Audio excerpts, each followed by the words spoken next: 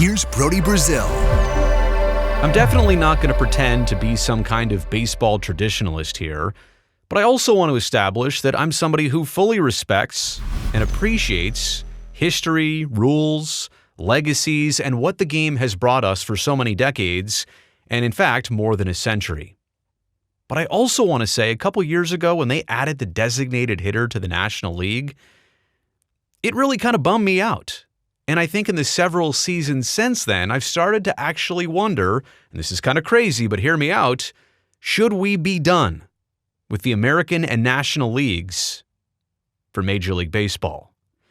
Now, again, I want to respect these leagues and their history and their tradition and almost just like their namesake alone. But the way things have been merging in recent years, in recent decades, and with rule changes and procedures, I don't know that the American and National League actually serve us well anymore.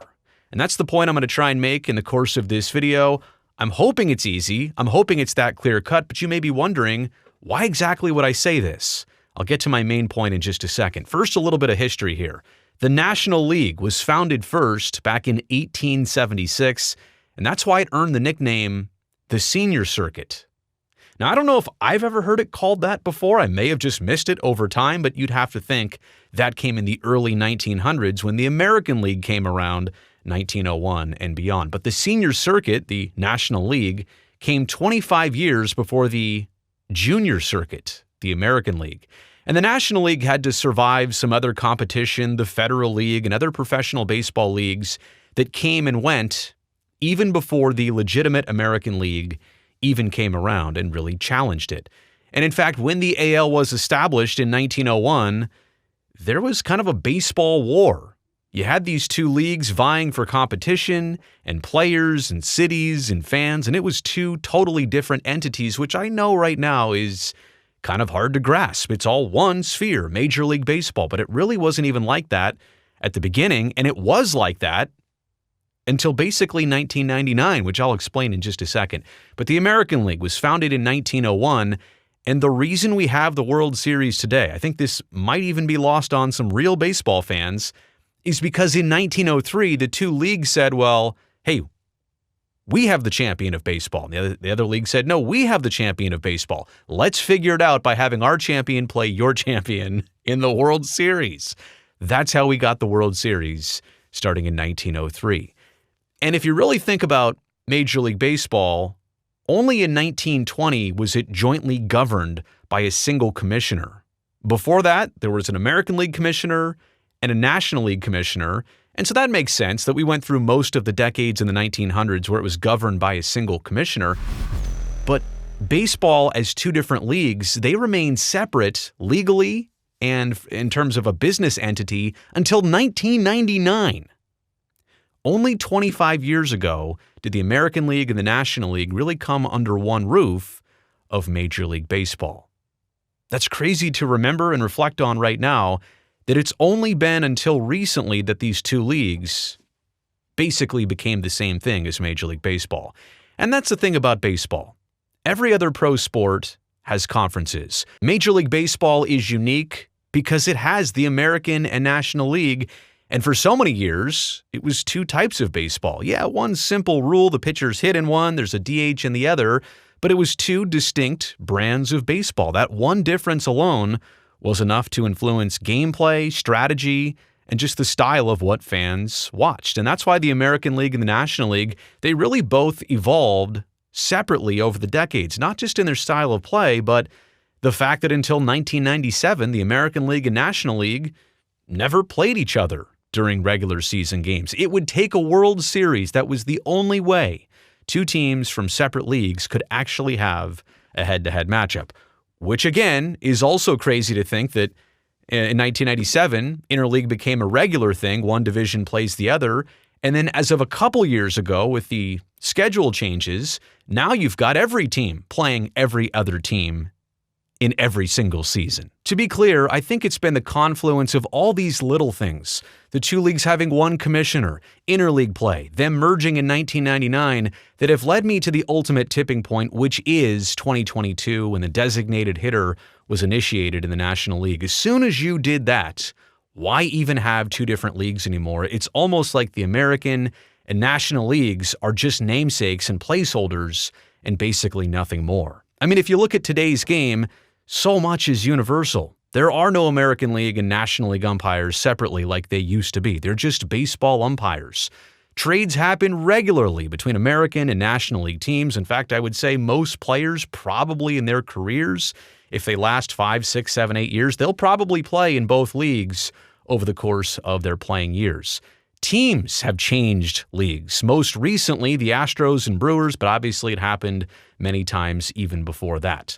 So outside of the World Series, which is the last true reason I think why we still have an American and National League, why do we need an American and National League? We can do this differently, and my thought on this was spurred by a tweet I saw from Matt.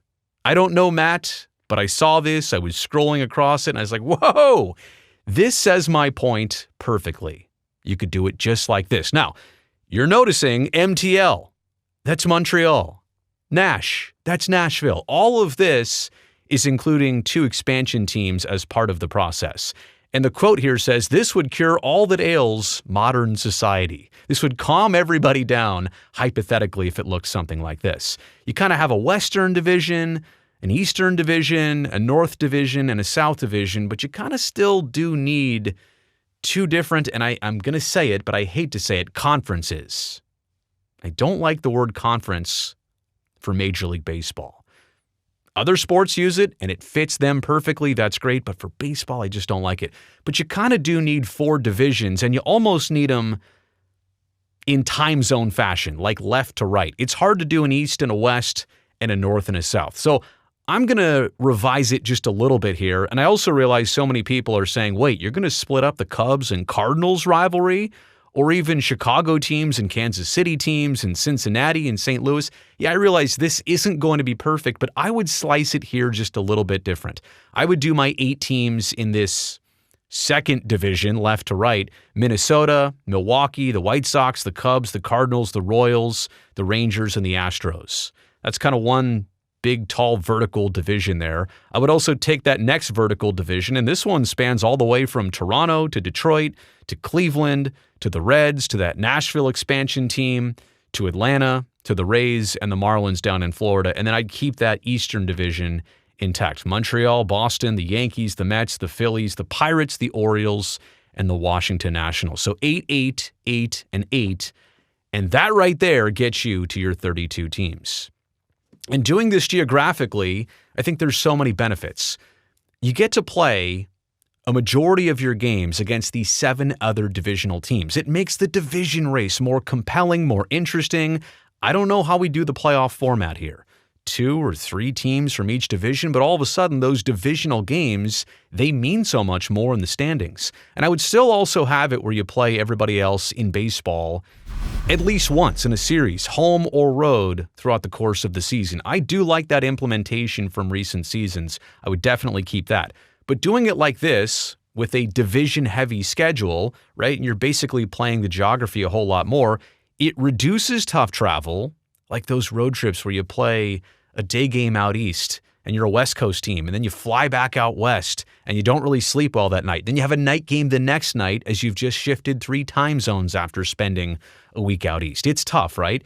You also get better local first pitch times, meaning that if you're on the West Coast, you don't have a lot of 3:35 first pitches that you got to get out of work early for, or if you're out east, and when your team's out west, you don't have those 10:05 first pitches that are hard to stay up for past like the 5th or 6th inning. So you get better business, you get players healthier and happier, you get these inherent city rivalries. It's great to have geography do its thing, right? To have all these close-knit cities and regions develop their rivalries.